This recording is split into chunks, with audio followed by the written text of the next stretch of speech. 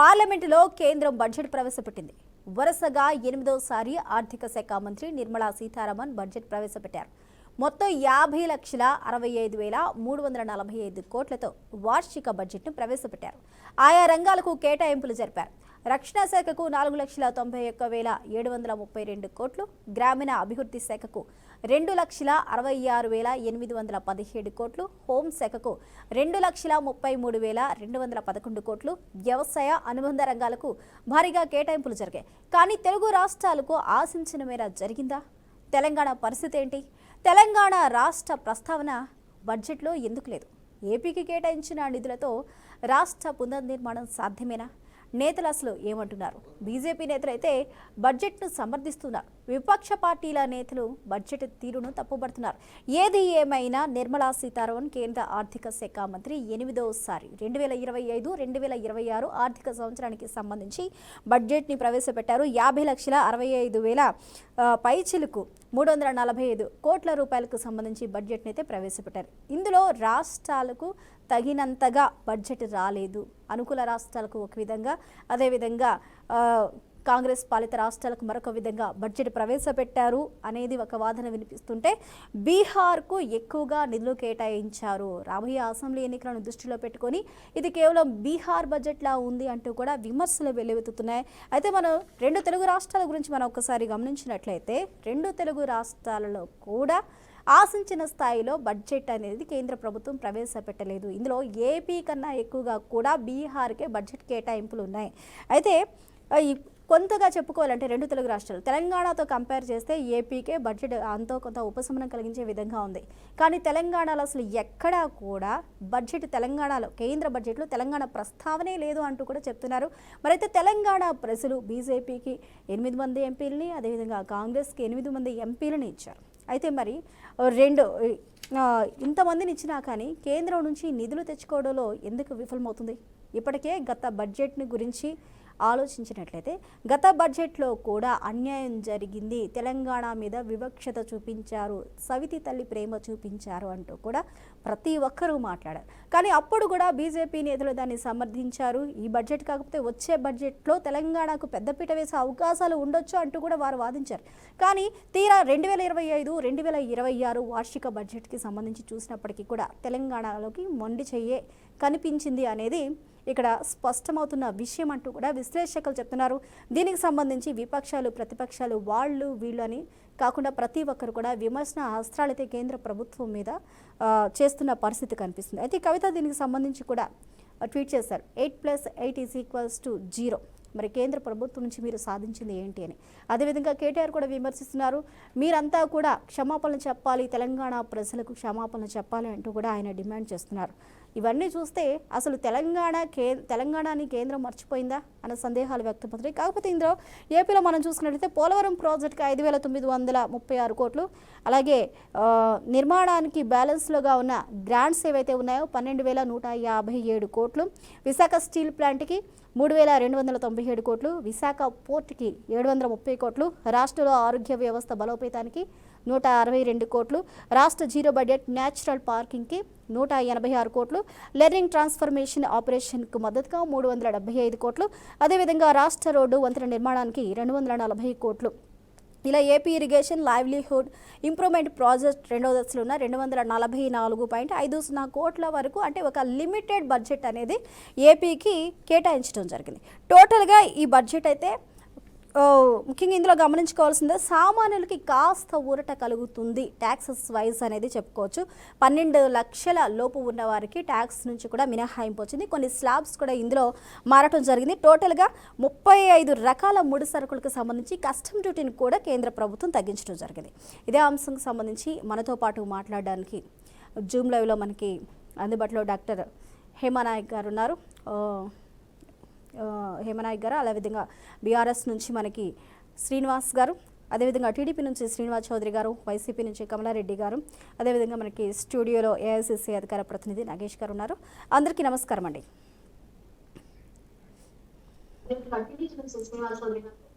నమస్కారం అండి.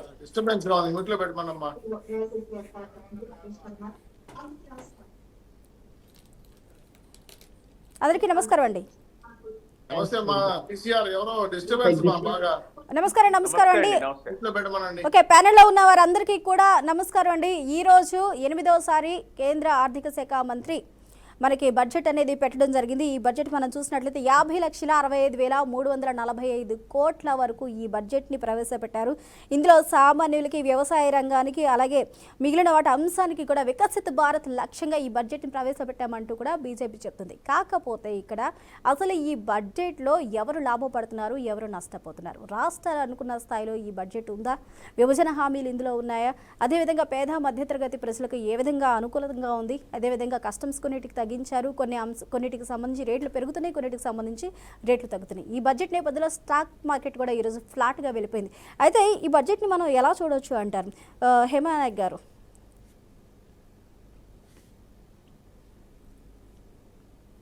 Good evening all debate participant అండి.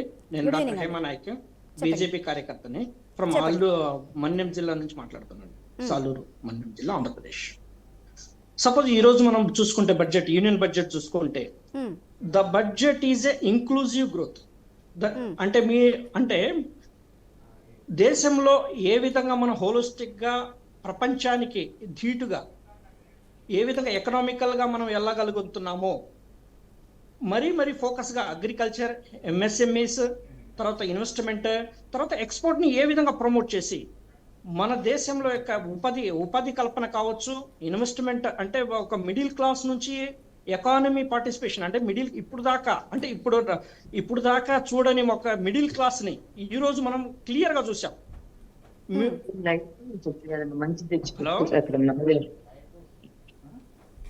చెప్పండి హేమనాయక్ గారు, చెప్పండి.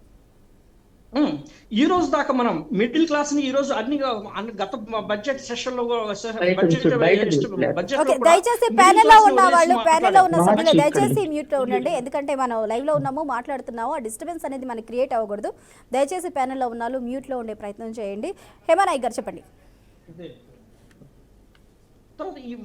తర్వాత మరీ ముఖ్యంగా ఈ రోజు మనం నిర్మలా సీతారామన్ గారికి వెరీ థ్యాంక్స్ చెప్పాలి. ఎందుకంటే తెలుసా, బడ్జెట్ సెషన్ లో ఫస్ట్ స్టార్టింగ్ మనకు తెలుగు రచయితకు పరిచయం చేయడం, దేశానికి పరిచయం చేశారు ఆవిడ మేడం గారు.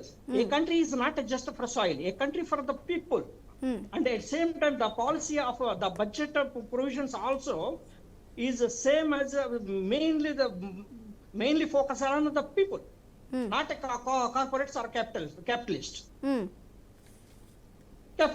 తర్వాత ఎట్ సేమ్ టైం యూత్ ని ఏ విధంగా మనం ప్రమోట్ చేయాలి, ఏ విధంగా అగ్రికల్చర్ ని ఎన్హాన్స్ చేయాలి, ఇంక్లూజివ్ గ్రోత్ లో ఏ విధంగా ఇంక్లూడ్ చేయాలి, తర్వాత ఇన్వెస్ట్మెంట్ ఏ విధంగా మనం ప్రమోట్ చేయాలి, తర్వాత గిగ్ ఎకానమీ, గిగ్ వర్కర్స్ ని ఈ రోజు దాకా ఎవరు ప్రమోట్ చేయాలి, అట్లాంటి బడ్జెట్ లో మనం చూసాం ఈ రోజు దాకా.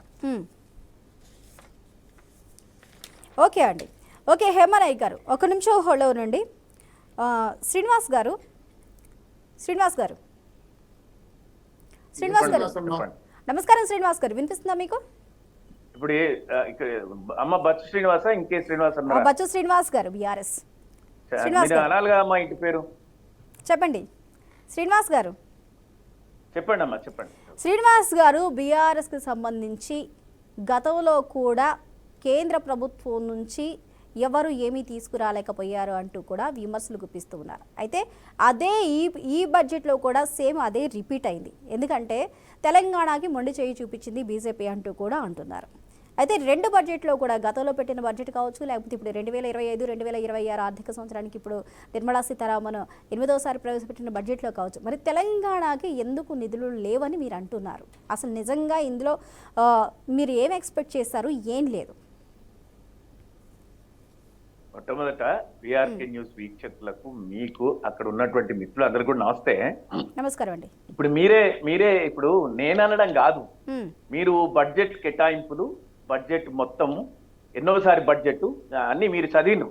మీ ఇంట్రడక్షన్ లో మీరు చదివిండ్రు. మొట్టమొదట నిర్మలా సీతారామన్ గారు ఈ తెలుగింటి కోడలకు, వారికి 8వసారి పార్లమెంటులో బడ్జెట్ ప్రవేశపెట్టబడేటువంటి అవకాశం పొందినందుకు వారికి అభినందనలు, శుభాకాంక్షలు. అయితే వారు ప్రత్యేకంగా అంటే భారతీయ జనతా పార్టీ పక్షాన భారతీయ జనతా పార్టీ యొక్క ఆలోచనను ఆచరణలోకి తీసుకెళ్లే వ్యక్తిగానే మనం చూడాల్సినటువంటి పరిస్థితులు బడ్జెట్ కేటాయింపులలో జరిగిందనేటువంటిది స్పష్టంగా కనిపిస్తుంది. ఇక్కడ Okay. ఎవరు కూడా బడ్జెట్లు కేటాయింపులు విమర్శించాలనో లేకపోతే పార్టీల పరంగా బడ్జెట్ ను విమర్శించాలనేది కాదు. ఈరోజు అత్యవసరంగా తెలంగాణ ముఖ్యమంత్రి రేవంత్ రెడ్డి గారు కూడా బడ్జెట్ కేటాయింపుల పట్ల సమీక్షా సమావేశాన్ని తన మంత్రివర్గ సహచర మిత్రులతోని అత్యవసరంగా ఏర్పాటు చేసినటువంటి సందర్భం మనం కమాండ్ కంట్రోల్ రూమ్ లో ఇప్పుడు జరుగుతున్నటువంటి పరిస్థితి కూడా మనకు తెలిసిన సంగతే. అవును. అయితే ఈ బడ్జెట్ అనగానే నేను ఎప్పుడు కూడా అంటే నా రాష్ట్రానికి నా కేంద్ర ప్రభుత్వం ఏమిచ్చింది అనే ఆలోచన చేస్తా కానీ నేను ఒక నేషనలిస్ట్ వాదంతోనో ఆ ఆలోచన చేసేటువంటి ప్రయత్నం నేను చేయను. ఫస్ట్ అంటే నాకు ప్రత్యేకంగా ఏమైనా వచ్చిందా, ఎందుకంటే ఈ దేశ ప్రగతిలో నా వంతుగా అన్ని రాష్ట్రాలను మించి జాతీయ జీడిపిలో 30% వరకు కాంట్రిబ్యూట్ చేస్తున్నటువంటి తెలంగాణ రాష్ట్ర పౌరునిగా, ఈ తెలంగాణ అభివృద్ధి కోరే వ్యక్తిగా ఈ కేంద్ర ప్రభుత్వం ఏర్పాటు చేసినటువంటి బడ్జెట్ లో ప్రత్యేక నిధులు ఏమైనా ఇచ్చిందా, లేకపోతే ఎవరికి ఇవ్వలేదా, అందరినీ సమదృష్టిలో చూసిందా అనేటువంటి ఆలోచన చేసినప్పుడు బీఆర్ఎస్ పార్టీ ఈ తెలంగాణ ప్రాంత ప్రజల పట్ల అభివృద్ధి పట్ల నిబద్ధతతో ఉండేటువంటి పార్టీ కాబట్టి మా పార్టీ ముఖ్యంగా ఈ రోజు వరకు మమ్మల్ని పదే కాంగ్రెస్ పార్టీ విమర్శిస్తూ ఉండేది. మీరు కేంద్ర ప్రభుత్వాన్ని గౌరవించలేదు, ప్రధానమంత్రిని ఆహ్వానించలేదు, వస్తే వారిని రిసీవ్ చేసుకోలేదనో ఇంకా అనేక మాటలు మాట్లాడినటువంటి సందర్భం ఉండే. అందుకోసమే బడ్జెట్ కేటాయింపులు తగ్గినాయి అనేటువంటి మాట ఈ రోజు కేంద్ర మంత్రి వారు కూడా మాట్లాడతారా అని కిషన్ రెడ్డి గారు కూడా మాట్లాడింది. బండి సంజయ్ గారు మాట్లాడినరు, అద్భుతమైనటువంటి బడ్జెట్, పేదల బడ్జెట్ అన్నారు. నిజంగా బడ్జెట్ బాగుండొచ్చు, బడ్జెట్ బాగోగుల గురించి నాకేమొచ్చింది అనేది నాకు అవసరం, నా రాష్ట్రానికి ఏమొచ్చింది అనేది అవసరం. ఈ రాష్ట్రం నుంచి మీకు 50% అంటే ఈ రాష్ట్రంలో ఉన్నటువంటి 17 మంది ఎంపీలలో 8 మంది ఎంపీలను ప్రజలు మీకు ఈ తెలంగాణ ప్రజల పక్షాన మీకు అప్పచెప్తే పోయినసారి బడ్జెట్ లో మీరు 0 కేటాయింపులు, 8 - 8 = 0. ఈసారి కూడా 8 - 8 = 0.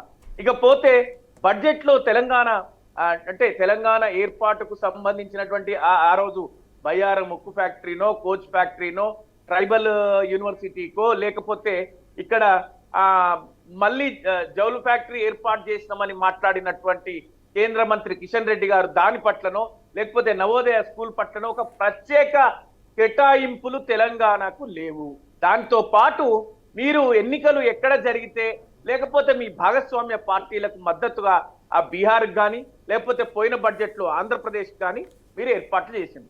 పొరుగు రాష్ట్రం పట్ల మాకే విధమైనటువంటి సోదర రాష్ట్రానికి కేటాయింపుల పట్ల మాకే విధమైనటువంటి అభ్యంతరం లేదు. మాకు ఏర్పాటు చేయలేదు. మాట్లాడితే రైల్వే లైన్ల గురించి, జాతీయ రహదారుల గురించి మాట్లాడేటువంటి కేంద్ర ప్రభుత్వంలో ఉన్నటువంటి తెలంగాణ నుంచి ప్రాతినిధ్యం వహిస్తున్నటువంటి పెద్దలు ఈ రాష్ట్రంలో ఐఐఎంల గురించి కానీ, ఐఐటీల గురించి కానీ, నవోదయాల గురించి కానీ, నేను మాట్లాడిన ట్రైబల్ యూనివర్సిటీ కానీ ఒక ప్రాజెక్టును జాతీయ ప్రాజెక్ట్ చేయాలనేటువంటి రాష్ట్ర ప్రభుత్వ విజ్ఞప్తులు కానీ, లేకపోతే ప్రత్యేక ప్రాజెక్టుల కోసం ఈరోజు పాలమూరు రంగారెడ్డి గురించి కానీ, లేకపోతే ఇంకా ఇతరత్ర ప్రాజెక్టుల కోసం ప్రత్యేక బడ్జెట్ కేటాయింపులు కానీ తెలంగాణకు ప్రత్యేక కేటాయింపులు చేయలేదనేటువంటిది సుస్పష్టంగా కనిపిస్తున్న కేంద్ర బడ్జెట్ పట్ల సంపూర్ణమైనటువంటి మేము నిరసన కావచ్చు, అభ్యంతరం కావచ్చు, మా యొక్క నిస్సహాయ పరిస్థితిని కావచ్చు వ్యతిరేకిస్తున్నాం. ఈ బడ్జెట్ ను మేము సంపూర్ణంగా వ్యతిరేకిస్తున్నాం. మా ఆకాంక్షల మేరకు, తెలంగాణ ప్రజల ఆకాంక్షల మేరకు ఏ విధంగా లేదు. కానీ కేంద్ర బడ్జెట్ లో కిసాన్ క్రెడిట్ కార్డుల పేరిట, ఎంఎస్ఎంఈ పేరిట కొంత రైతులకు అంటే దేశం మొత్తంగా పొందేటువంటి ప్రయోజనాలు ఈ రాష్ట్ర ప్రజలకు కూడా జరుగుతాయి. కానీ ప్రత్యేకంగా నా రాష్ట్రానికి ఏం జరగలేదు, నా ప్రాంతానికి ఏం జరగలేదు. ఎప్పుడు విమర్శించే కాంగ్రెస్ చోటాబాయ్ బడాబాయ్ పేరిట చేసేటువంటి 100 విజ్ఞప్తులు 100 సార్లు ఢిల్లీకి వెళ్ళి సాధించినటువంటి ప్రగతి 0 అని ఇప్పటికైనా కలిసి మేము ప్రవర్తించిన తీరు గతంలో బీఆర్ఎస్ ప్రభుత్వం ప్రవర్తించిన తీరు సరైనదనే సరి అయినదే అని ప్రస్ఫుటమైంది. ఇప్పటికైనా ఓకే, తెలంగాణ బొత్స ప్రజలు శ్రీనివాస్ గారు. ఈ అంశాన్ని గమనించి శ్రీనివాస్ గారు. రాబోయే రోజులలో అప్రమత్తంగా ఉండాలి. కేంద్ర ప్రభుత్వాన్ని సమర్థిస్తే మన కొనుగోరిన ప్రయోజనాలు సున్నా సున్నా సున్నా. కాబట్టి రాబోయే రోజులలోనన్నా బీజేపీ పార్టీ పట్ల తెలంగాణ ప్రజలు అప్రమత్తంగా ఉండాల్సిన అవసరం. ఓకే, బొత్స శ్రీనివాస్ గారు ఒక నిమిషం హోల్డ్ అవునండి. నగేష్ గారు, నమస్తే అండి. నగేష్ గారు, నమస్తే అమ్మా, good evening. Good evening. Nagesh గారు, గత బడ్జెట్ కూడా ఇదే సమస్య, తెలంగాణకి ఎలాంటి నిధులు కేటాయించలేదు కేంద్ర ప్రభుత్వం అనేది. ఇప్పుడు చూస్తే 2025-26 వార్షిక బడ్జెట్కి సంబంధించి ఇప్పుడు కూడా అదే సమస్య మరొకసారి వచ్చింది. అంటే కేంద్రం కావాలనే తెలంగాణ మీద వివక్షత చూపిస్తుందా అన్న సందేహాలు మరొక్కసారి తెలంగాణ ప్రజలకి వచ్చే అవకాశాలు ఇక్కడ కనిపిస్తున్నాయి. చూసుకున్నట్లయితే ఈ ఏడాదిలో మొత్తం 1,00,000 కోట్ల వరకు తెలంగాణ ప్రజలు కేంద్రానికి పన్నుల రూపంలో కావచ్చు, జిఎస్టీ రూపంలో కావచ్చు, లేకపోతే ఇతరత్ర సంబంధించి 1,00,000 కోట్ల వరకు తెలంగాణ ప్రజలు కడుతూ ఉన్నారు ఒక సంవత్సరానికి. అలాంటిది బడ్జెట్ కేటాయింపుల విషయంకి వచ్చేసరికి ఎందుకు తెలంగాణకి ఆశించిన స్థాయిలో అయినా కాకపోయినా కనీసం ఒక మోస్తరుగా అంటే మిగిలిన రాష్ట్రాలు ఇచ్చిన కొంత మేరకు కూడా తెలంగాణ రాష్ట్రానికి ఎందుకు కేటాయించలేకపోతున్నారు? ఇది నిర్లక్ష్యం ఎక్కడ కనిపిస్తుంది? అంటే ప్రస్తుతం తెలంగాణ ప్రభుత్వం ఈ విధంగా ఏమీ సాధించుకోలేని స్థితిలో చేత కాకుండా ఉందా, లేకపోతే కేంద్ర ప్రభుత్వం ఏం చేసినా ఏమీ చేయలేని పరిస్థితిలో ఇప్పుడు తెలంగాణ ప్రభుత్వం ఉందా? గుడ్ ఈవినింగ్ అండి. Good evening to BRK news వ్యూవర్స్కి. ఫస్ట్, తెలంగాణకి వివక్ష అనేది సెంట్రల్ చూపిస్తుందంటే డెఫినెట్లీ చూపిస్తుంది. అది లాస్ట్ బడ్జెట్లో కూడా చూపించింది, ఇప్పుడు కూడా చూపించింది. కానీ వివక్షకు ముందు ఫస్ట్ మనం బడ్జెట్ అండర్స్టాండింగ్కి వెళ్దాము. లెట్సే ఇప్పుడు ఎకనామిక్ సర్వే వచ్చేసి లాస్ట్ జనవరి 31కి మన CM finance minister Nirmala Sitharaman గారు టేబుల్ మీద పెట్టారు. టేబుల్ మీద పెట్టేటప్పుడు చాలా డౌట్లు, అంటే సామాజిక ప్రజానికానికి దేశవ్యాప్తానికి తెలియాల్సిన విషయాలు ఏంటంటే వీళ్ళు ఏమంటున్నారు, వికసిత్ భారత్, విశ్వగురు, ఆత్మనిర్భర్ భారత్ అంటారు. కానీ మీరు చూస్తే జీడిపి గ్రోత్ రేట్ వచ్చేసి 6.3 నుంచి 6.8కే ఆగిపోయింది. వాస్తవానికి అబోవ్ 8 ఉంటే కానీ మనం 2047 వరకు విశ్వగురు, వికసిత్ భారత్ అనేది మనం సాధించుకోలేము. అంటే ఏ రకంగా దేశ ప్రజల్ని మోసం చేస్తున్నారో మీకు ఇది కొంచెం అవగాహన పెట్టుకోవాలి. ఇంకోటి, ఇందాక అంటున్నారు అంటే బీజేపీ ఈ బడ్జెట్కి వచ్చేసరికి మాట్లాడితే బీజేపీ ఈస్ క్లెయిమింగ్ దట్కి మిడిల్ క్లాస్ ఫ్యామిలీస్కి చాలా గొప్పగా అద్భుతమైన వరాలు ఇచ్చారు, ట్యాక్స్ ల్యాబ్లో ఇచ్చారు అంటున్నారు. ఇన్ఫ్యాక్ట్ మనం కాంట్రడిక్ట్ చేసుకుందాం. లాస్ట్ 10-11 ఇయర్స్లో ఇదే బీజేపీ గవర్నమెంట్ ఇన్ఫ్లేషన్ వచ్చేసి టచింగ్ 7.5 నుంచి 8 వరకు టచ్ అవుతుంది. ఏ రకంగా మిడిల్ క్లాస్ నుంచి బిలో పవర్టీ లైన్లో ఉన్న మన సమాజానికి వీళ్ళు న్యాయం చేస్తున్నారు? ఒకవేళ వీళ్ళు ఇప్పుడు అంటున్నారు ట్యాక్స్ రూపంలో మేము స్లాబ్స్ రూపంలో చాలా మేలు చేయబోతున్నాము, అంటే ఇంత ట్యాక్స్ రిలీఫ్ ఇచ్చాము అప్ టు 12 lakhs వరకు అంటున్నారు. ఒకవేళ ట్యాక్స్ రిలీఫ్ ఇస్తే మిడిల్ క్లాస్ ఫ్యామిలీస్కి సేవింగ్స్ అనేది ఇంక్రీజ్ అవ్వాలి. ఒకవేళ సేవింగ్స్ ఇంక్రీజ్ అయ్యింది అంటే ఇన్ఫ్లేషన్ డిక్రీజ్ అవ్వాలి, కౌంటర్ మెజర్స్, పవర్టీ అనేది తగ్గాలి, అన్ఎంప్లాయ్మెంట్ అనేది తగ్గాలి. కానీ ఇవన్నీ పెరిగిపోతూ ఉన్నాయిగా. ఎవరో అవాస్తవాలు చెప్తున్నారు, దేశ ప్రజలకు కావచ్చు, తెలంగాణ ప్రజలకు కావచ్చు, ఒక రకమైన మాటలు మబ్బి చేసి గారడి. అంటే for example gig worker policy తీసుకుంది బడ్జెట్లో కావచ్చు, అగ్రికల్చర్ అలైడ్ సెక్టర్ కావచ్చు, ఇండస్ట్రియల్ సెక్టర్ కావచ్చు, సర్వీస్ సెక్టర్ కావచ్చు. ఇప్పుడు మనం నగేష్ గారు బడ్జెట్ అనేది ఓవరాల్ గా ఇండియా వైడ్ టోటల్ గా అన్ని రాష్ట్రాలకి వెళ్ళి ప్రవేశపెట్టిన బడ్జెట్. ఇప్పుడు ఈ బడ్జెట్ ని అనాలిసిస్ చేసి పక్కన పెడితే రాష్ట్రానికి ఇప్పుడు ప్రెసెంట్ గా ఏ రాష్ట్రానికి ఆ రాష్ట్రం ఇండివిజువల్ గా మాకెంత వచ్చింది అంటే కామన్గా ఉండే పథకాలు, కామన్గా ఉండే అంశాలను పక్కన పెడితే ఇండివిజువల్గా రాష్ట్రానికి మా రాష్ట్రానికి ఎంత వచ్చింది అనేది ఆ రాష్ట్ర ప్రజలు, ప్రాంతీయ పార్టీలు ఏవైతే ఉన్నాయో అవి మాట్లాడతాయి. అయితే ఇప్పుడు మనం తెలంగాణ గురించి మాట్లాడుకోవాలి అనుకుంటే ప్రాంతీయ ఇక్కడున్న తెలంగాణ ప్రజలు ఆశలకు అనుగుణంగా ఏమైనా ఉందా? ఇక్కడ తెలంగాణ ప్రజలు కోరుకున్న విధంగా ఇక్కడ ఉందా? అదేవిధంగా కాంగ్రెస్ ప్రభుత్వం ఇక్కడ జాతీయ స్థాయిలో ఉన్నప్పటికీ, జాతీయ పార్టీగా ఉన్నప్పటికీ కూడా మరి ఎందుకు నిధులు తీసుకురాలేకపోతుంది? అంటే కాంగ్రెస్కి బీజేపీకి పోటాపోటీ ఉంది కాబట్టి తెలంగాణని తొక్కేస్తే మంచి పేరు వస్తుంది అనుకుంటున్నారా? లేకపోతే బీజేపీ ఇక్కడ కావాలని తెలంగాణలో కాంగ్రెస్ ఏమీ చెయ్యలేకపోయింది అనే ఒక పరిస్థితిని క్రియేట్ చేస్తుంది అంటారా? లేకపోతే బీజేపీ ఏం చేసినా పర్వాలేదులే, మాకు ఇక్కడ అధికారం ఉంది, ఒక 5 ఏళ్ళు పాలించుకొని ప్రజలకు వస్తే వచ్చింది, లేకపోతే లేదు, 5 ఏళ్ల తర్వాత పక్కకెళ్ళిపోదామని చెప్పేసి కాంగ్రెస్ అనుకుంటుందా? లేదు అబ్సల్యూట్లీ. ఇప్పుడు మీరు అన్నట్టు వి ఆల్ ఆర్ కనెక్టెడ్. ఒకవేళ మనం బడ్జెట్ గురించి మాట్లాడుతున్నామంటే గవర్నమెంట్ దేశంలో ఉన్న రాష్ట్రాలకి ఏమొచ్చిందో, ఏమి ఇస్తుందో, ఎంత రియాలిటీగా అది చూసుకోవాలి. సైన్స్ అది. Let's say when it comes to Telangana కావచ్చు, ఏపీ కావచ్చు, బీహార్ కావచ్చు, ఈ మూడిట్లో ఏది ఇంపార్టెంట్ అంటే బీజేపీకి డెఫినెట్గా ఏపీ ఇంపార్టెంట్, బీహార్ ఇంపార్టెంట్. ఇప్పుడు చూడండి, ఈ బడ్జెట్లో బీహార్కి అలొకేషన్ ఎక్కువ జరిగింది, ప్రీవియస్ బడ్జెట్లో ఏపీకి ఎక్కువ జరిగింది. That is around 1500 crore.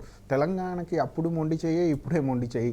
ఎందుకు అంటే వన్ ఐడియాలజికల్ డిఫరెన్సెస్ ఉండవచ్చు. ఇక్కడ కాంగ్రెస్ గవర్నమెంట్ ఉంది కాబట్టి వాళ్ళు బయాస్నెస్ చూపిస్తున్నారు అంటే కాదు, మంచిది కాదు. ఇప్పుడు కాన్స్టిట్యూషన్ని బేస్ చేసుకొని మనం directive principle of state policies ఏమంటాయి అంటే మనము wealth of the nation suppose to be distributed in equal manner. ఆ కోణంలో బీజేపీ డెఫినెట్గా ఫెయిల్యూర్ అవుతుంది. వెస్టర్న్ స్టేట్స్ అయిన గుజరాత్ కావచ్చు, మహారాష్ట్ర కావచ్చు, అలొకేషన్ ఎక్కువ ఉంటాయి. మిగతా రాష్ట్రాల్లో ఎక్కడైతే నాన్ బీజేపీ రూలింగ్ స్టేట్స్ ఉన్నాయో అక్కడైతే తక్కువ డెఫినెట్గా ఉంటుంది. కానీ ఈ ధోరణి ఉండొద్దు సెంట్రల్ గవర్నమెంట్కి. ఇప్పుడు వచ్చేసరికి ఇప్పుడు లెస్ ఇంకో కాంట్రడిక్ట్ ఏంటంటే బీయింగ్ ఏ సౌత్ ఇండియా నుంచి ట్యాక్స్ రూపంలో ratio of collection of revenue central గవర్నమెంట్కి ఎక్కువ ఉంటుంది. ఇన్ రిటర్న్స్లో డివిడెండ్ మనకు ఇచ్చే వాల్యూ ఏదైతే ఉందో చాలా మినిమం ఉంటుంది. మనకి ఇప్పటి వరకు ఏపీ రీఆర్గనైజేషన్ యాక్ట్ నుంచి ఇంతవరకు మన బీజేపీ ధోకానే ఇస్తూ వచ్చింది. ఎట్లా అంటే బ్యాక్వర్డ్ డెవలప్మెంట్ ఫండ్ కావచ్చు, మెట్రో ఫేజ్ 3 కావచ్చు, న్యూ రైల్వే సిస్టమ్స్ కావచ్చు, ఈ తెలంగాణ సమాజానికి ప్రత్యేకంగా బీజేపీ ఇచ్చింది ఏం లేదండి. That's so fact. కానీ అదే వాళ్ళతో అలయన్స్లో ఉన్న బీజేపీకి అలయన్స్కి ఉన్న టీడీపీ గవర్నమెంట్ ఆర్ ఏపీ రాష్ట్రం కావచ్చు, బీహార్ రాష్ట్రం కావచ్చు, వాళ్ళకైతే సిచ్యువేషన్ కన్నా మించి డబ్బులు ఇవ్వడం అంటే ఆర్థికంగా సపోర్ట్ చేయడం ఉంటుంది. ఇప్పుడు వచ్చేసరికి పాన్ ఇండియా మాట్లాడితే మనకు ఎన్నో సమస్యలు ఉన్నాయి. దేశంతో పాటు రాష్ట్రంలో కూడా చాలా సమస్యలు ఉన్నాయి. అందులో నిరుద్యోగం పెరిగిపోవడం పట్ల, పేదరికం పెరిగిపోవడం పట్ల, స్కిల్ లేబర్ లేకపోవడం వల్ల, ఎంఎస్ఎంఈలు తగ్గిపోవడం కావచ్చు, ఇవన్నీ మాట్లాడుకుంటే బీజేపీ డెఫినెట్గా ఈ వీళ్ళందరికీ అన్యాయం చేసింది. ఒకవేళ మ్యానుఫ్యాక్చరింగ్ హబ్ క్రియేట్ చేయాలి, మనం సర్వీసెస్ మన దేశంలోనే services top most contribution in economy.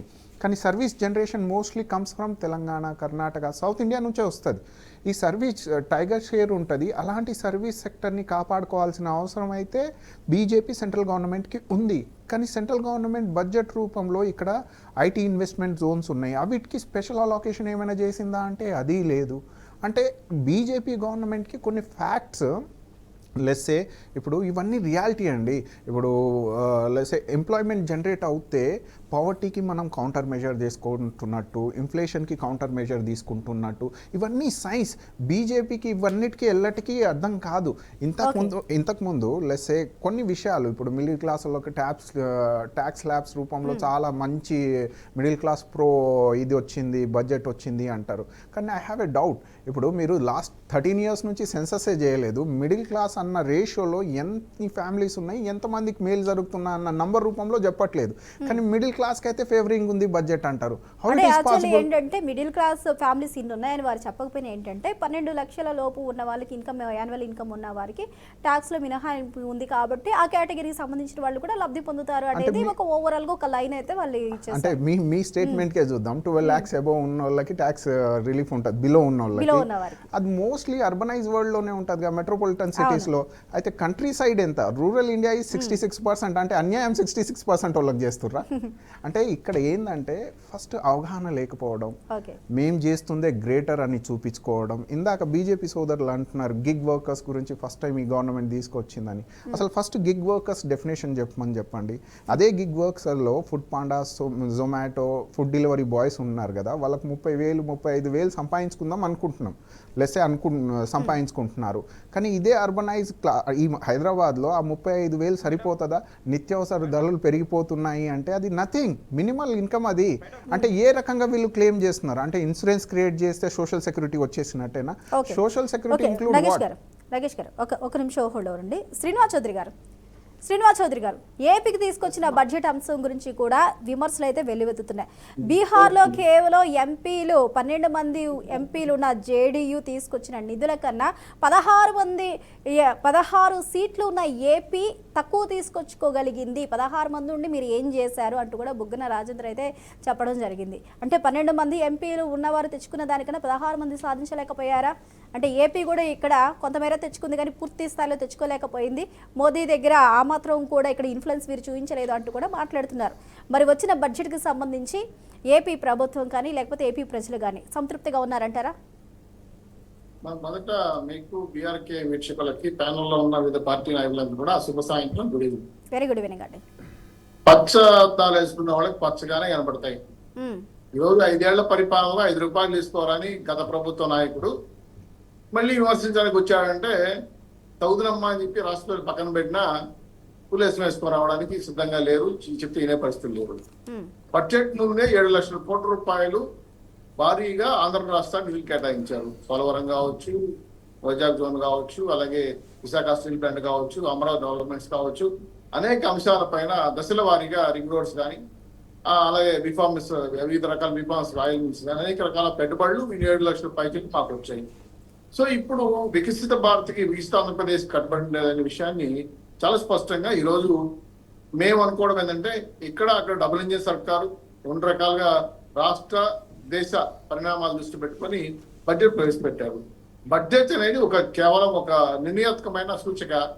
రేపు ఖర్చు పెట్టే దాంట్లో ఎంత ఖర్చు పెడతారు, ఎంత నిలబెడతారు అనే విషయం పైన అవగాహన రహితంగా మాట్లాడకూడదు. ఎందుకంటే దాదాపు 50,64,340 కోట్ల రూపాయలు బడ్జెట్ కేటాయించినప్పుడు ఖచ్చితంగా పోలవరాన్ని కూడా స్పెసిఫిక్ అతను ఇచ్చారు. 5 ఏళ్ళుగా మాకున్న మహానుభావుడు గ్యారేజ్ చేసాడు, ఆ గ్యారేజ్ చేసాడు అర్థం కాక అవసరపడుతున్నాం. ఇప్పుడు పోలవరాన్ని 41.50% ఎత్తుకు ఆమోదించారు. 40,40 కోట్ల రూపాయలు ఇవ్వడానికి ఆమోదించారు. ఇవన్నీ మా సక్సెస్ఫుల్ ఆంధ్రప్రదేశ్ ఎంపీలు చేసిన వ్యవహారం. అందులో ఉండేదంటే బడ్జెట్ ముందే మా ఎంపీలతో సమావేశం జరిపి దశ నిర్ణయించిన బాబు గారికి చాలా క్లియర్ గా మాకు అర్థమైంది. సో ఇప్పుడు అనేక రకాలుగా ఇప్పుడు సంక్షేమాలు కావచ్చు, అలాగే ఎంఎస్ఎంఈలు కావచ్చు, అలాగే పరిశ్రమలు కావచ్చు, విద్యుత్ కావచ్చు, రక్షణ కావచ్చు, విద్య, ఐటీ అనేక అంశాలపైన వివిధ రకాలుగా లక్షల కోట్ల రూపాయలు ప్రవేశపెట్టారు. అయితే సంక్షేమానికి కొంచెం తగ్గినట్టు అనిపిస్తుంది. అంటే టోటల్ గా బడ్జెట్ 6.3% ఉండాల్సిన బడ్జెట్ ని 6.8 తీసుకొచ్చారు. అలాగే 15% పెరిగితే వరకు మేము డెవలప్మెంట్స్ దేశంలో ఇప్పుడు ప్రపంచంలో 4వ స్థానం 5వ స్థానంలో ఆర్థిక వ్యవస్థలో బలపడ్డామని మనం చెప్తున్నాము. సో టోటల్ గా పూర్తి స్థాయిలో 29 రాష్ట్రాలు 3 కేంద్రపాలిత ప్రాంతాలకు సమానంగా బడ్జెట్ ప్రవేశపెట్టేది కేంద్ర ప్రభుత్వం. సో యూనియన్ బడ్జెట్ లో అందరికి న్యాయం జరుగుతుంది. బీహార్ ఎలక్షన్ లో బీహార్ ఎంపీలు ఎక్కువ తీసుకొచ్చారంటే నాకు తెలిసి బీహార్ ఎంత తీసుకొచ్చారో మీకే తెలియదు. అంతకన్నా ఎక్కువ అమౌంట్స్ మాకు ఆంధ్ర రాష్ట్రానికి వచ్చాయి. ఈరోజు దాన్ని ఏమంటుందని అమలుకి ప్రయత్నాలు చేస్తున్నప్పుడు మేము ఆల్రెడీ ఇప్పుడు కేటాయించారు. ఆల్రెడీ మాకు ప్రాసెస్ జరుగుతాం. సో విభజన ఆంధ్రప్రదేశ్ కి పూర్తి స్థాయిలో కేంద్ర రాష్ట్ర ప్రభుత్వ సహకారాలు ఉన్నాయి. మా ఎంపీలు సరిగానే కృషి చేశారు. ఇది కాకుండా 960 ఉన్నటువంటి అంటే ఇప్పుడు శ్రీనివాస్ చౌదరి గారు మీ ఎంపీలు సరిగ్గానే కృషి చేశారు అంటే నిధులు రాని రాష్ట్రాల ఎంపీలు అసలు ఏం చేయలేదు అని అర్థం. దీని గురించి మాట్లాడే శ్రీనివాస్ చౌదరి గారు ఇక కేంద్ర మంత్రి నిర్మలా సీతారామన్ 8వసారి 2025-2026కు సంబంధించి బడ్జెట్ అయితే ప్రవేశపెట్టారు. దీని మీద మిశ్రమ స్పందన వస్తుంది. అయితే కేంద్రం టోటల్గా ఉన్న 29 రాష్ట్రాలకు అలాగే కేంద్రపాలిత రాష్ట్రాలు ఏవైతే ఉన్నాయో వాటన్నిటికీ కూడా ఈక్వల్గా షేర్ ఇవ్వవలసిన దాని అవసరాలకు అనుగుణంగా ఆ రాష్ట్రాలకి ఉన్న డిమాండ్స్కి అనుగుణంగా ఇవ్వవలసిన బడ్జెట్ ఆ విధంగా రాలేదు. కొన్ని రాష్ట్రాలకి ఎక్కువగా, కొన్ని రాష్ట్రాలకి తక్కువగా, అసలు కొన్ని రాష్ట్రాలకి అసలు లిస్టులోనే లేకుండా ఇచ్చారు అన్న విమర్శలు అయితే వినిపిస్తున్నాయి. అయితే శ్రీనివాస్ చౌదరి గారు గత బడ్జెట్లోనూ కూడా పోలవరానికి అలాగే మనకి అమరావతికి ఇలా కొన్ని కేటాయించారు. ఈ బడ్జెట్ చూసుకున్నా కానీ కొన్ని రాష్ట్రాలతో కంపేర్ చేస్తే ఓకే పర్వాలేదు, ఆశాజనకంగానే ఈ బడ్జెట్ ఉందని చెప్పాలి ఏపీకి. ఇప్పుడు బీహార్తో కంపేర్ చేసినంత రాకపోయినప్పటికీ కూడా ఓకే కొంతమేర కేటాయించారు. కానీ విమర్శలను ఎలా చూసుకుంటారంటారు? అంటే ఎక్కడ ఇప్పుడు ఈ బడ్జెట్లో ఇంకా ఏదొస్తే బాగుంటుంది ఏపీకి అనిపిస్తుంది? ఎస్సమ్మా విమర్శించని మోర్లు ఉండవు, త్వరగా కుప్పలు ఉండవు అని రజనీకాంత్ గారు చెప్తే మాట గుర్తొస్తారు. ఎందుకంటే ఆంధ్ర రాష్ట్రం విభజిత ఆంధ్రప్రదేశ్ కి ఈ రోజు మీరు గమనిస్తే పోలవరం నిధులే కాదమ్మా 9 భారీ ప్రాజెక్టులు వచ్చాయి. ఒకటి రాయపట్నం దగ్గర బీపీసీఎల్ కానీ, సత్యసాయి జిల్లాలో అజాద్ నెబిలిటీ కానీ, క్లీన్ గ్రీన్ పాలసీ కింద 83,000 కోట్ల రూపాయలు పక్క రాష్ట్రాల నుంచి మనకు వచ్చాయి సత్యసాయి జిల్లాలో. అలాగే కాకినాడలో ఏఎం గ్రీన్ అమ్మోనియా తయారీ కోసం గ్రీన్ కో ఫ్యాక్టరీ సంబంధించిన కొంత మనకు 40 ఎకరాలతో వచ్చింది. ఇంకో చోట కర్నూలులో టాటా పవర్స్ వచ్చాయమ్మా. అలాగే కడపలో నంద్యాల జిల్లాలో మైలవరంలో విండ్ ఎలక్ట్రికల్ ప్రాజెక్ట్స్ వచ్చాయమ్మా. విశాఖలో టీసీఎస్ మిలియన్ టవర్స్ కింద 2 లక్షల పైచలకు కోట్లు పెడుతున్నారు వాళ్ళు. రిలయన్స్ ఇండస్ట్రీ బయోగ్యాస్ పైన 5,000 కోట్ల రూపాయలు 5 లక్షలతో ప్రవేశపెడతారు. టోటల్ గా మాకు తెలిసి 7 లక్షల పైచలకు. ఇవి కాకుండా విశాఖ ఉక్కు కావచ్చు, పోలవరం, అదేవిధంగా అమరావతి కూడా నిధులు కేటాయిస్తున్నారు. చెన్నై అమరావతి ఇండస్ట్రియల్ కారిడార్ కావచ్చు, అలాగే అనంతపూర్ బెంగళూరు ఇండస్ట్రియల్ కారిడార్ కావచ్చు, పూర్తిగా ఉన్నటువంటి మనకు 940 కిలోమీటర్ల ఉన్నటువంటి సీసైడ్ ఉన్నటువంటి పూర్తి స్థాయిలో షిప్ యార్డ్స్ కానీ డాక్ యార్డ్స్ కానీ కూడా డెవలప్మెంట్స్ కి ఎస్పెషల్లీ మనకు ఇవ్వాల్సిన నిధులని కూడా వాళ్ళు సునిశ్చితంగా ముందే చెప్పారు.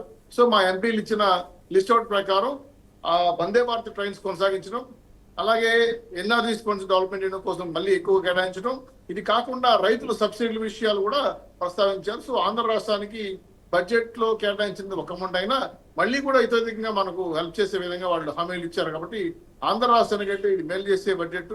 మా నాయకుడు చెప్పినట్టు, చంద్రబాబు నాయుడు చెప్పినట్టు వికసిత భారత్కి, వికసిత ఆంధ్రప్రదేశ్ కి కట్టుబడి బడ్జెట్ ప్రవేశపెట్టారు. కాబట్టి ఆంధ్ర రాష్ట్రానికి మంచి బడ్జెట్ వచ్చిందని మేము భావిస్తున్నాం. రెండో విషయం ఏంటంటే బడుగు బలహీన వర్గాలకు మీరు మాట అన్నారు, టాక్సేషన్ ఎగ్జిబిషన్ 12 లక్షల రూపాయల వరకు. ఎస్ కరెక్టే, కొంత వెసులుబాటు వచ్చినా ఇక్కడ కొంచెం కారము, తీపి, పులుపు ఉదగాది పచ్చడి లాగా ఉంది. ఇంత ముందు 7.5 లక్షల వరకు ఎగ్జిబిషన్ ఉండేది, ఇప్పుడు 4 లక్షల నుంచి మళ్ళీ ట్యాక్స్ ప్లస్ స్లాబ్ పెరుగుతుంది. సో ఇది నిజంగా కొంత సర్ది చేస్తుంటే బాగుండేది. ఒక 5% తగ్గుతుంది కానీ అది పెద్ద ఉపశమనం కానీ కొంచెం పెంచుంటే బాగుంటుందని కొంత టాక్. ఎందుకంటే మంచి చెప్పాలి, చెడు చెప్పాలి. అలాగే జిఎస్టీ జిఎస్టీ దక్షిణ భారత రాష్ట్రాలు ఎక్కువ జిఎస్టీ కడతారు, ఉత్తర భారత రాష్ట్రాలు జిఎస్టీ తక్కువ కడతారు. ఇది మాకు లెక్కలు కూడా మా దగ్గర ఉన్నాయి.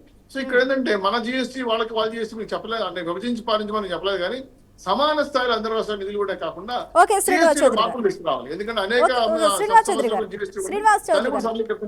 జిఎస్టీ అంశంలో కూడా ఏ రాష్ట్రానికి ఆ రాష్ట్రానికి ఇండివిజువల్ గా కాకుండా ఈక్వాలిటీ అనేది మెయింటైన్ చేస్తే బాగుంటుంది అంటున్నారు. ఓకే, అదేవిధంగా మీరు స్లాబ్స్ గురించి చెప్పారు కాబట్టి ఇక్కడ మనం స్లాబ్స్ గురించి కూడా ఒకసారి చూసుకోవాలి. 0 నుంచి 4 లక్షలు ఉన్న వారికి అయితే ఎలాంటి పన్ను లేదు. అలాగే 4 నుంచి 8 లక్షల వరకు మధ్యలో ఉన్న వారికి 5% పడుతుంది. అదేవిధంగా 8 నుంచి 12 లక్షలు ఉన్న వారికి 10%, 12 నుంచి 16 లక్షలు ఉన్న వారికి 15%, 16 నుంచి 20 లక్షలు ఉన్న వారికి 20%, అదేవిధంగా 20 నుంచి 24 లక్షల వరకు 25%, 24 నుంచి 30 లక్షలు ఉన్న వారికి 30% వరకు. ఇవన్నీ ట్యాక్సులు కూడా ఒకవైపు ఇచ్చినప్పటికీ కూడా మరొక వైపు ట్యాక్సులు అనేవి యథావిధిగా కొంతమేర ఇక్కడ పడుతున్నాయి, తీసుకున్నట్టు కూడా ఉంది. అవును, చివరి అంశం చెప్పాలమ్మా. దేశంలో ఏ వస్తువులైనా పెరగాలన్నా తగ్గాలన్నా 3 పాయింట్లు మెయిన్. ఒకటి సిమెంట్ ధర పెరగడం, 2 ఆయిల్ అంటే అన్ని రకాల ఆయిల్స్, స్టీల్, అలాగే విద్యుత్. ఈ 4 అంశాల పైన ఎట్లా పెరిగాయంటే మీరు ఏ వస్తువైనా సరే ఇమీడియట్ రేటు పెరిగిపోతుంది. సో వీటిని సాధ్యమైనంత వరకు తగ్గించడానికి ప్రయత్నం చేయమని చెప్పి రిక్వెస్ట్ చేస్తాం. సో దీంట్లో జిఎస్టీ తీసుకురాకుండా కొన్ని తీసుకురావడానికి ప్రయత్నం చేస్తారు. కాబట్టి రోజుల్లో మంచి భారతదేశం కట్టుబడడానికి ప్రయత్నం చేస్తాం. ఓకే, శ్రీనివాస్ చౌదరి గారు ఒక నిమిషం హోల్డ్ ఉండి. కమలారెడ్డి గారు, కొన్ని వాటి మీద కస్టమ్స్ డ్యూటీ ఛార్జెస్ పెంచినా కానీ 35 రకాల ముడి సరుకులకు సంబంధించి కస్టమ్స్ డ్యూటీ అయితే తగ్గించామని చెప్తున్నారు. దానికి సంబంధించి కొన్నిటి మీద అయితే ఛార్జెస్ తగ్గుతున్నాయి, కొన్నిటికి సంబంధించి ఛార్జెస్ పెరుగుతున్నాయి. ఈ విషయాలు పక్కన పెడితే విమర్శలు, అంటే ఇక్కడ రాష్ట్రానికి వచ్చిన నిధుల గురించి విమర్శలు చేస్తున్నారు. అంటే ఎక్కడ మీకు ఆ విమర్శించాలని ఏ పాయింట్లో మీకు అనిపించింది? ఛానల్లో ఉన్న పెద్దలందరికీ నమస్తే అండి. నమస్కారం అండి. బిఆర్కే అభిమానులు కూడా అందరికీ కూడా నమస్తే అండి. ఇప్పుడు ముందుగా 50,60,000 కోట్ల 65,345 కోట్లు 7వ బడ్జెట్ ప్రవేశపెట్టిన నిర్మలా సీతారామన్ గారికి నాకు ధన్యవాదాలండి. ఆమె సహృదయంగా మంచి బడ్జెటే మనకి ప్రవేశపెట్టారు అనుకోవచ్చు. ఎప్పటికప్పుడు ఎంత ప్రవేశపెట్టినా కానీ తక్కువే అంటా ఉన్నాను. మామూలుగా ఎవరైనా కానీ ఇప్పుడు చౌదరి గారు ఏమన్నారంటే పర్లేదు ఈ బడ్జెట్ అని ఒప్పుకున్నారు వాళ్ళే. ఈ ప్రభుత్వం వాళ్ళే కాబట్టి చంద్రబాబు నాయుడు గారు వీళ్ళు ఎంత బడ్జెట్ వీళ్ళు తీసుకొచ్చినా కానీ ప్రజలకు ఏం చేయలేదని ఒక మాట గట్టిగా నేను చెప్తాను. ఇప్పుడు ఈ మొత్తం బడ్జెట్ ఇచ్చినా కానీ కూడా ఏమి రాలేదు. ఇప్పుడు 50,60,345 కోట్లు ఇచ్చినా కానీ కూడా ఆంధ్రప్రదేశ్ ఏమేమి లేదు, ఏది మేమేం చేయలేము అని భక్తులు ఉన్నారు వీళ్ళు. మన మెడికల్ కాలేజ్ కానీ, కోర్టు కానీ అన్ని కూడా గాలి కొద్దిసారు. ఎక్కడెక్కడ పథకాలు కూడా అన్ని కూడా గాలి కొద్దిసారు. చంద్రబాబు నాయుడు గారు ఆరోగ్యమో 5 చేస్తాం, 2 చేస్తాం, మేము సూపర్ 6 పథకాలు పెట్టారు. ఈ రోజేమో అసలు అప్పులు పాలైంది రాష్ట్రము, ఇంతప్పులు అంతప్పులు ఉన్నాయని చెప్తా ఉన్నారు. ఎన్ని కూడా ఏంటంటే ఎంత బడ్జెట్ వచ్చినా కానీ ఆంధ్రప్రదేశ్ కి న్యాయం చేయాలని కూడా ప్రజలందరూ కూడా ఒక నిర్ణయానికి వచ్చేసారు. చేయాలి, వీళ్ళు చేయాలని కూడా వాళ్ళు రోడ్ల మీద దగ్గరకు వచ్చేసింది. ఈ బడ్జెట్ అంటే కూడా చాలా బాగుంది. ఇచ్చిన అన్ని రాష్ట్రాలకు కూడా మంచిగానే చేశారని కూడా ఒక ఆలోచనగా అందరూ కూడా అనుకుంటా ఉన్నాం. శ్రీనివాస్ చౌదరి గారు ఒప్పుకున్నారు. అది చెయ్యాలి కదా, ఇది తీసుకున్నాక కూడా చెయ్యాలి కదా. చేయకుండా అన్ని మాకింత మీకింత పంచుకుంటా ఉంటే ప్రజలకి ఏం చేస్తారు వీళ్ళు? ప్రజెంట్ అతను కూడా పథకం కూడా మాకు వేయలేదు, పథకాలు అందట్లేదని కూడా అందరూ చాలా బాధపడతా ఉన్నారు ప్రజలు. మేము వెళ్తా ఉన్నాం, వీళ్ళందరూ కూడా చంద్రబాబు నాయుడు ఆ రోజు చెప్పింది ఏంటి, సూపర్ 6 పథకాలు అని చెప్పారు. వాలంటీర్లు కూడా 5,000 10,000 చేస్తామని చెప్పారు. ప్రతి ఇంటికి కూడా చదువుకునే నిరుద్యోగుల ఇంటికి కూడా వాళ్ళకి మనీ ఇస్తామని చెప్పారు. 18,000 ఇస్తా ఉన్నారు రైతులకి కూడా. అందరికి కూడా ప్రతి కూడా చేస్తామని చెప్పారు. ఈ రోజు ఏమీ చేయట్లేదు. ఇక చెప్పండి కదా, ఇంత బడ్జెట్ అంతా కూడా ఇంత బడ్జెట్ ఇచ్చినా కానీ చంద్రబాబు నాయుడు ఏమీ లేదు, అప్పుల పాలయ్యాము, అప్పులోనే ఉన్నామని చెప్తారు. ఇట్లా కాదు. ఇప్పుడు మీరు ఆ రోజు హామీ ఇచ్చారు కాబట్టి అన్ని కూడా నెరవేర్చాలి, చెయ్యాలి. అన్ని కూడా మేము డిమాండ్ చేస్తాం. వైఎస్ఆర్సీపీ తరఫున మేము జగన్మోహన్ రెడ్డి గారి తరఫున. జగన్మోహన్ రెడ్డి గారు ఆ రోజు కరోనా ఉన్నప్పుడు కూడా ఎన్ని పథకాలు కూడా చేశారు. ఒకటి కూడా ఆపలేదు, ఏ ఒక్క పథకం కూడా ఆపలేదు. ఎక్కడ తీసుకొచ్చారు, ఎక్కడ చేశారు కానీ డబ్బు లేదని చెప్పలేదు. ఆ రోజు కూడా తక్కువ బడ్జెట్ ఉంది. ఉండగానే ఆయన ఏమీ మాట్లాడకుండా ప్రజలకు చేశారు. ప్రజలకు ప్రతి ఒక్కరికి ఇంటింటి గడప కూడా పథకం తీసుకెళ్లారు. ప్రతి పథకం కూడా అన్ని కూడా అమలు చేయాలని మేము వైఎస్ఆర్ జగన్మోహన్ రెడ్డి గారి తరఫున మేము డిమాండ్ చేస్తా ఉన్నాము. బడ్జెట్ బాగుంది వాళ్ళు దాన్ని ఇచ్చేసుకోవాలి కదా. ఓకే, బడ్జెట్ అయితే ఓకే బాగుంది. కాకపోతే కేంద్రం నుంచి ఎంత బడ్జెట్ వచ్చినా గానీ రాష్ట్ర ప్రభుత్వాలు ఇంప్లిమెంట్ చేసే పద్ధతి ఒకటి ఉంటుంది. అదైతే ఇప్పుడున్న రాష్ట్ర ప్రభుత్వం చెయ్యలేదు అంటున్నారు. ఓకే అండి, ఓకే కమలారెడ్డి గారు. ఎంత బడ్జెట్ వచ్చినా కానీ వాళ్ళు చేసే ఇది సంబంధం లేదండి మనకి. చంద్రబాబు నాయుడు గారు కానీ పవన్ కళ్యాణ్ గారు కానీ ఆ రోజు ఎంత మాట్లాడారు, ప్రజలకు ఇచ్చేస్తామని చెప్పారు. కానీ ఇక్కడ కమలారెడ్డి గారు మీరు అన్నారు గత ప్రభుత్వం ఎక్కడి నుంచి తీసుకొచ్చిందో, ఎలా తీసుకొచ్చిందో సంక్షేమ పథకాలను మాత్రం ఇచ్చింది అన్నారు. బట్ ఎక్కడి నుంచి తీసుకొచ్చింది, ఎవరు వచ్చారంటే అది రాదండి, అప్పు చేసి తీసుకొచ్చారు. ఇప్పుడు కూడా వీళ్ళని అప్పు చేసి తీసుకురామంటారా? ఇప్పుడు కూడా అప్పు చేసి తీసుకురామంటారా? లేకపోతే ఒక్కొక్క రాష్ట్రంలో ఉన్న ఒక్కొక్కళ్ళ మీద ఇన్ని లక్షల అప్పు, ప్రజల మీద ఒక్కొక్కరి మీద ఇన్ని లక్షల అప్పుల భారం వేయమంటారా? అంటే ఉన్న దాంట్లో లిమిటెడ్ గా తీసుకెళ్లాలంటారా? లేకపోతే ఇచ్చేస్తున్నాం కదా అని చెప్పేసి అప్పులు తీసుకొచ్చి ఆ భారం కూడా ప్రజల మీద వేసి ఆ పన్నుల రూపాయలు ఆ భారం కూడా ప్రజల దగ్గర తీసుకోమంటారా?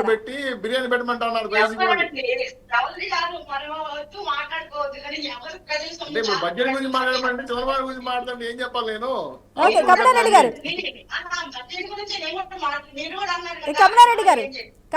కమలారెడ్డి గారు బడ్జెట్ అయితే బాగుంది కానీ రాష్ట్ర ప్రభుత్వం ఏ మేర చేస్తుంది అన్నది ఒక అనుమానం మీకు, అంతే కదా? ఒక్క నిమిషం అండి, ఒక్క నిమిషం హోల్డ్ ఉండండి, ఒక్క నిమిషం హోల్డ్ ఉండండి. నగేష్ గారు మాట్లాడదాం. మన బీజేపీ నాయకులు హేమనాయక్ గారు ఒపీనియన్ తీసుకుందాము. హేమనాయక్ గారు, నాయక్ గారు మేడం, ఇప్పుడు కేంద్ర మంత్రులు ఇద్దరున్నారు, కిషన్ రెడ్డి, బండి సంజయ్, బీజేపీ తరఫున కేంద్రంలో. అయితే రాష్ట్రానికి ఏం తెచ్చారు అనేది అడుగుతున్నారు. అక్కడ ఉండి కూడా బీజేపీ కేంద్రంలో అధికారంలో ఉండి కూడా కేంద్ర మంత్రులు ఇద్దరు ఉండి కూడా రాష్ట్రం తరపు నుంచి ఏం తీసుకొచ్చారు అని అడుగుతున్నారు. ఈ బడ్జెట్ కాదు ఇంకొక బడ్జెట్, ఈ బడ్జెట్ కాదు ఇంకొక బడ్జెట్ అంటూ తర్వాత వెళ్ళిపోతూ ఉంటే టోటల్గా 5 సంవత్సరాలు అయిపోతాయి. అప్పుడు తెలంగాణ ప్రజల పరిస్థితి ఏంటి? నమ్మి ఓటు వేశారు, 8 మంది ఎంపీలను ఇచ్చారు, కేంద్ర మంత్రులు ఇద్దరు ఉన్నారు, నమ్మి ఓటు వేసిన ప్రజలకు మీరు చేసిన న్యాయం ఇదేనా అని అడిగితే మీరు ఏం సమాధానం చెప్పుకుంటారు? మేడం ఒకటి చెప్పండి. మన బీజేపీ పాలిత ప్రాంతాల రాష్ట్రాలకు ఏమి ఇచ్చారు మేడం? మహారాష్ట్రకి ఏమి ఇచ్చారు, గుజరాత్ కి ఏమి ఇచ్చారు, ఉత్తరప్రదేశ్ కి ఏమి ఇచ్చారు, ఉత్తరాఖండ్ అట్లా చూసుకుంటే ఏ రాష్ట్ర బీజేపీ పవర్ లో ఉన్న రాష్ట్రాలకు ఏమి ఇచ్చినాయి ఒకసారి ఆన్సర్ ఇవ్వండి మీరు. ఎందుకు ఇవ్వట్లేదు మరి? ఏమి ఇచ్చారని చెప్పుకుంటున్నారు అంటే ఇవ్వట్లేదంటే కేంద్రం ఎందుకు చేతగాక ఇవ్వట్లేదా? బడ్జెట్ లేక ఇవ్వట్లేదా? బడ్జెట్ పెట్టినప్పుడు మినిమం ఎందుకు అలాట్ చేయట్లేదు? చెప్పండి, ఎందుకు ఇవ్వట్లేదని మీరే చెప్తారా? చెప్పండి, మీరు పాయింట్ మిస్ అవుతున్నారు. మీరు చెప్పండి ఎందుకు ఇవ్వట్లేదు? మన తెలంగాణ కానీ ఆంధ్రప్రదేశ్ లో కానీ ఎంప్లాయీస్ లేరా, యూత్ లేరా, ఉమెన్స్ లేరా, ఎంఎస్ఎంఈ సెక్టర్స్ లేవా? ఇవన్నీ వాళ్ళ హోల్ పాలసీ చేస్తున్నారు. అంతేగాని స్టేట్ స్పెసిఫిక్ కాదు కదా ఇక్కడ. ఇది మన రాష్ట్ర బడ్జెట్ కాదు, ఇది holistic throughout one nation budget. So ఆ బేస్డ్ పాలసీ అరేంజ్ చేయాలి. ఓకే, మీరు ఒక్క నిమిషం హేమనాయక్ గారు, మీరు స్టేట్ బడ్జెట్ కాదు ఓవరాల్ గా ఇచ్చామని చెప్తున్నారు. Okay, agri. కాకపోతే ఇక్కడ స్టేట్స్ కావాల్సిన నీడ్స్ ఏవైతే ఉన్నాయో వాటికి ఇండివిజువల్ గా కొన్ని స్టేట్స్ కి ఇచ్చారు. దాంట్లో మనం ఎక్కడికో వెళ్ళక్కర్లేదు, ఏపీకే తీసుకుందాం. పోలవరానికి ఎందుకు కేటాయించారండి? అది ఇండివిజువల్ కాదా? అలాగే విశాఖ స్టీల్ ప్లాంట్కి ఎందుకు కేటాయించారు? అది ఇండివిజువల్ కాదా? రాష్ట్రాలకు సంబంధించి విడివిడిగా ఎందుకు కేటాయించారు? మరి అది ఇండివిజువల్ కాదా? ఏ రాష్ట్రానికి ఉండే ఆ రాష్ట్రానికి నీడ్స్ ఉంటాయి, దానికి ఇండివిజువల్గా ఎందుకు కేటాయించకూడదు అంటున్నారు.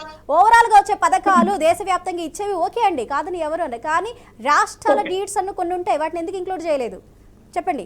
ఒకటి మేడం, సపోజ్ ఇప్పుడు మనకి హౌస్ హోల్డ్ నీడ్స్ ఎక్కువ ఉన్నా ఏది ఇంపార్టెంట్ అది ఇస్తాం. సేమ్ సైడ్ ఏంటంటే తెలుసా, ఒక రాష్ట్రంలో సపోజ్ మనకి బ్యాలెన్స్ ఉన్న షీట్ ని మనం కంపల్సరీ ఫుల్ఫిల్ చేయాలి ముందు. అంతేకాని ప్రతి రాష్ట్రానికి సేమ్ ఈక్వలైజ్ చేయలేం కదా. ఓకే. తర్వాత ఈ రోజు మీరు చూసుకుంటారు మేడం, రేపు ఈ రోజు సపోజ్ యూపీఏ గవర్నమెంట్ లో జీడిపి 7.4% ఉన్న అన్ఎంప్లాయ్మెంట్ చాలా ఎక్కువ.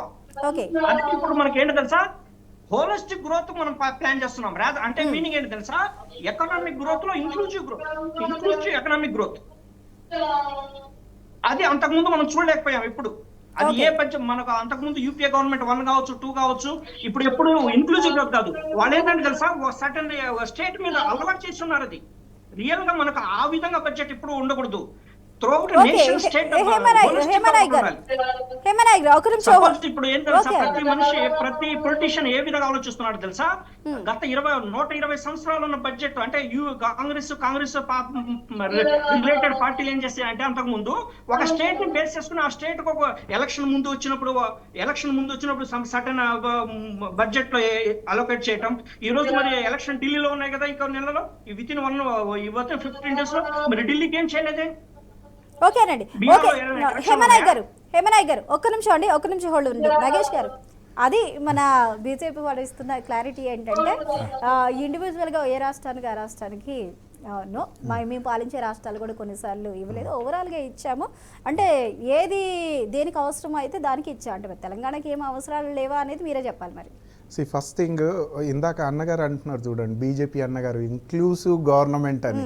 ఈ దేశానికి గుడ్ గవర్నెన్స్ కావచ్చు, ఇంక్లూసివ్ డెవలప్మెంట్ కావచ్చు, ఈ కాంగ్రెస్ పార్టీ ఇంట్రడ్యూస్ చేసింది. I can proudly claim that. But technicality, ఇప్పుడు లాజిక్ మాట్లాడితే, ఇందాక శ్రీనివాసాచారి గారు ఏపీ నుంచి, వైఎస్ఆర్ పార్టీ నుంచి మహిళా సోదరి ఇద్దరు, బాబు గారు జగన్ రెడ్డి గారి ఫైట్ ఐడియాలజికల్ వల్లని ప్రోగా మాట్లాడుతున్నారు తప్ప, వాస్తవానికి ఇప్పుడు ఏపీకి ఎక్కువ ఫండ్ వచ్చింది, తెలంగాణకు తక్కువ వస్తే మంచిదా?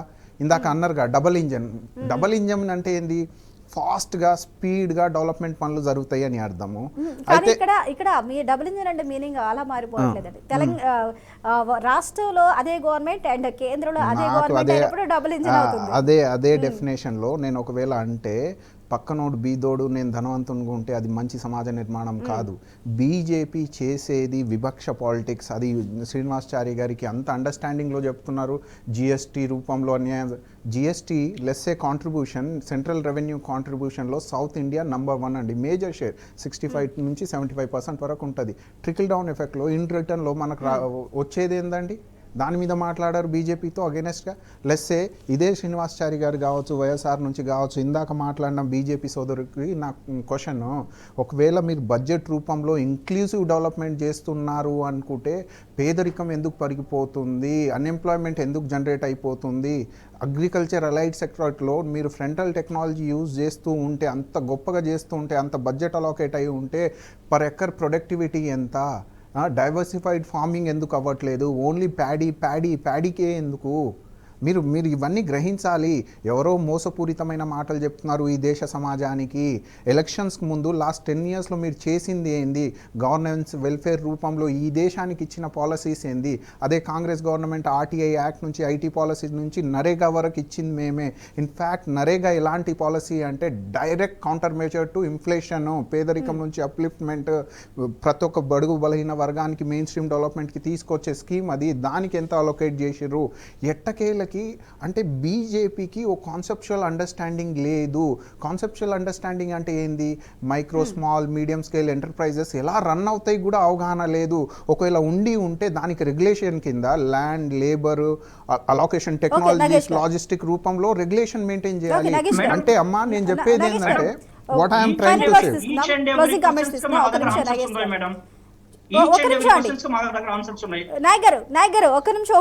ఒకవేళ నా క్వశ్చన్ అంటే, ఇప్పుడు ఆన్సర్ ఇవ్వమని చెప్పండి.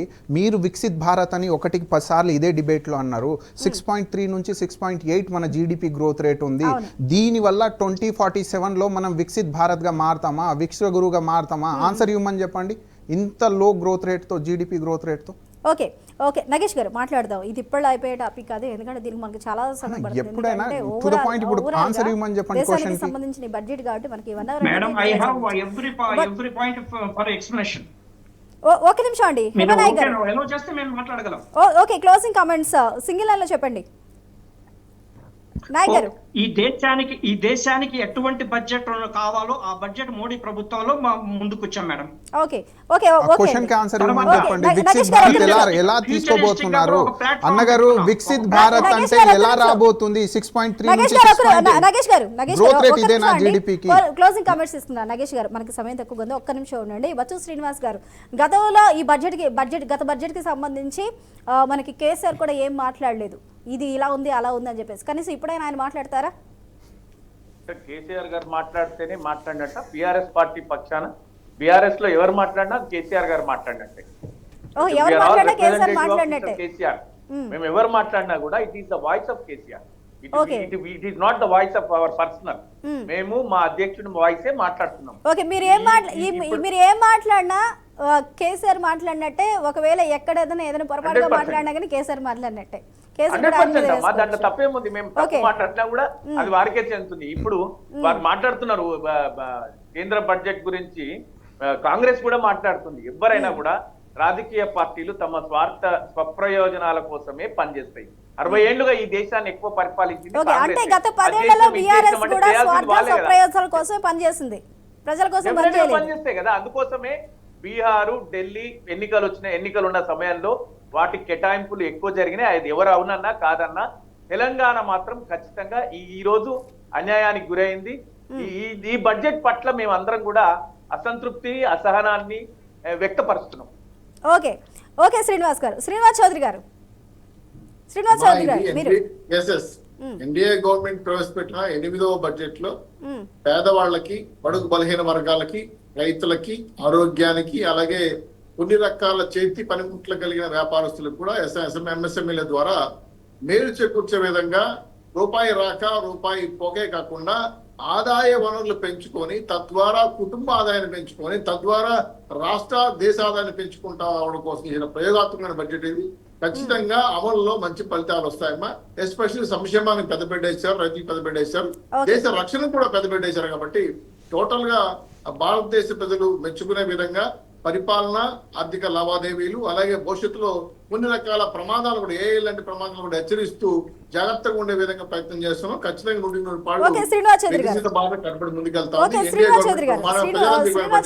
వికసిత భారత్ దిశగా 6.3 నుంచి 6.8 జిఎస్టీ ఉన్నదానికి సంబంధించి ఎలా వెళ్తుంది అంటూ కూడా నగేష్ గారు క్వశ్చన్ చేస్తున్నారు. దాన్ని మనం ఫ్యూచర్ లో చూడాలి. కాదు కమలారెడ్డి గారు, ఇప్పుడు ప్రపంచంలో మనం 4వ ఆర్థిక దేశంగా మనం అభివృద్ధి చెందాము.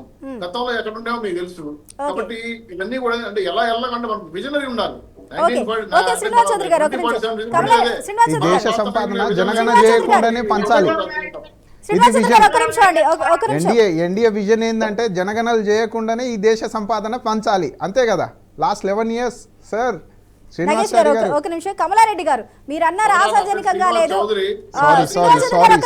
కమలారెడ్డి గారు క్లోజింగ్ కామెంట్స్ తీసుకుందాం మనం. కమలారెడ్డి గారు, మీరు అన్నారు బడ్జెట్ అనేది ఆశాజనకంగా లేదు అంటూ కూడా. ఒకటి, ఇప్పుడు వైసీపీలో మీరు మాట్లాడినా లేకపోతే వైసీపీ నేతలు మాట్లాడినా ఒకటే కాబట్టి ఈ పదాలు అయితే వస్తున్నాయి, ఆశాజనకంగా లేదు, ఎంపీలు ఏం చేస్తున్నారు ఏపీకి సంబంధించి అని. అయితే మరి వైఎస్ఆర్సీపీ తరపు నుంచి బడ్జెట్ని ఇన్ఫ్లుయెన్స్ ఏమైనా చేయగలరా మరి?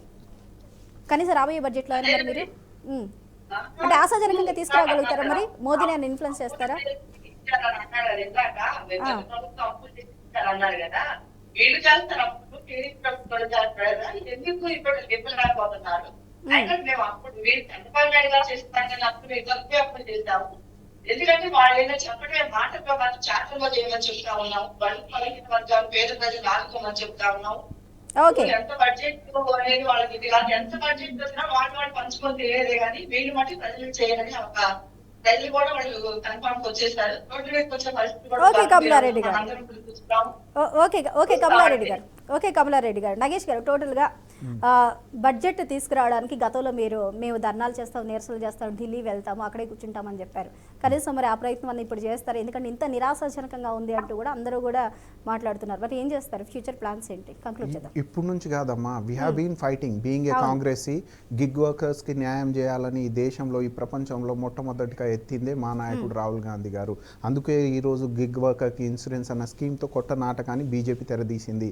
ఇక్కడ క్లియర్ కట్ ఈ దేశ ప్రజలకి రాష్ట్ర ప్రజలకి ఎన్డీఏ గవర్నమెంట్ అబద్ధాల హామీలు చేస్తుంది. 6.3 నుంచి 6.8 జీడిపి ఉంటే వికసిత్ భారత్ డెవలప్డ్ నేషన్ గా ఎలా మారుతాం మనము, దానికి ఆన్సర్ ఇవ్వాల్సిన అవసరం ఉంది. Right. ఇంకోటి తప్పకుండా fight లాజికల్ గా చేస్తాము. దీనికి సంబంధించి తప్పకుండా fight చేస్తామంటారు. ఇన్ఫ్లేషన్ పెరిగిపోతుంది, మేము ట్యాక్స్ రిలీఫ్ ఇస్తున్నాం అంటున్నారు.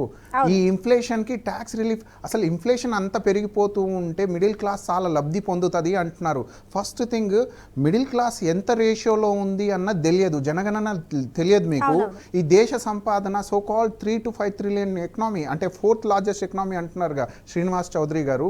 ఈ దేశ సంపాదన ఎలా పంచుతున్నారు జనగణన చేయకుండా అన్న దానికి ఆన్సర్ లేదు. ఓకే అండి, Somebody is నగేష్ fooling. గారు, రైట్ అండి, రైట్. నగేష్ గారు, థ్యాంక్ యూ అండి, థ్యాంక్ యూ సో మచ్. అదేవిధంగా ఈ డిబేట్లో పాల్గొన్న హేమా నాయక్ గారికి, అలాగే బచ్చు శ్రీనివాస్ గారికి, శ్రీనివాస్ చౌదరి గారికి, కమలారెడ్డి గారికి థ్యాంక్ యూ అండి, థ్యాంక్ యూ సో మచ్.